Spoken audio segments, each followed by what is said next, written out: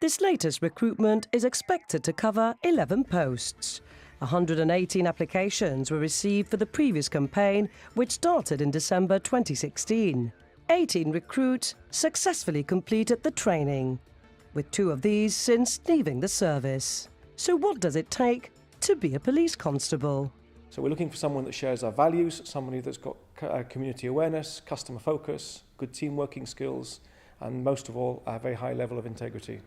Well, we get people from all sorts of backgrounds joining. We get some ex-military, we get school leavers, we get people in the gaming industry. We welcome diversity, and every single year with an intake, we get people coming from different parts of our society. Obviously, demands and challenges have changed over the years, with a focus now on security and terrorism. Would you say these are issues perhaps that may serve to deter any newcomers? I wouldn't have thought so. People that join policing are interested in keeping the community safer.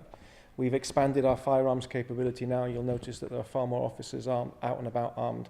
And we still have officers that apply for that specialised role. And we haven't seen any decrease in people being interested in joining the service just because there's an increase in exposed for terrorism threats. You have an attractive starting salary, just over 30,000. So would you say this is an incentive? I would like to think so. It is an attractive rewards package, not just with the salary, but our officers are entitled to a small rental allowance as well for those that reside in Gibraltar. But it doesn't mean to say that because we offer a high starting salary that it means that people will join just for that salary. We have to compete with other organisations and government service and the private sector that offer similar levels of reward. For the last intake having passed out in June, the next recruit to start in the new year, would you say, with this in mind, that the RGP has issues with retention?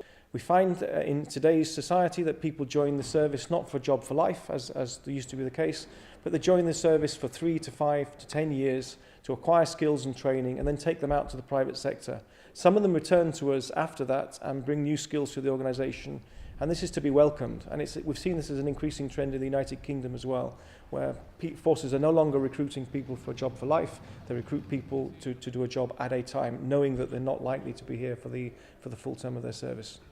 A standard police exam and fitness test are part of the entry requirements, with successful candidates then attending a selection day where they'll be assessed in a variety of areas. Once selected, they'll undertake an intense training programme. We're aiming for a 15-week training school this year, if we can manage it, and we're looking to put in more practical assessments alongside obviously the classroom-based learning, and as well as that, having them work alongside officers on the street as well whenever we can.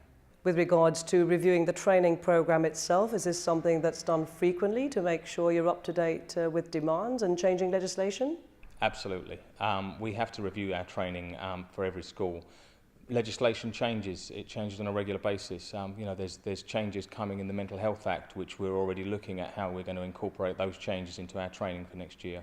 And there's been a certain amount of growth since 2009, with officer numbers increasing from 219 to 243. The RGP aims to be an employer of choice, adding it's fully committed to continuous improvement and development. The recruitment guide and further details are available online from police.gi.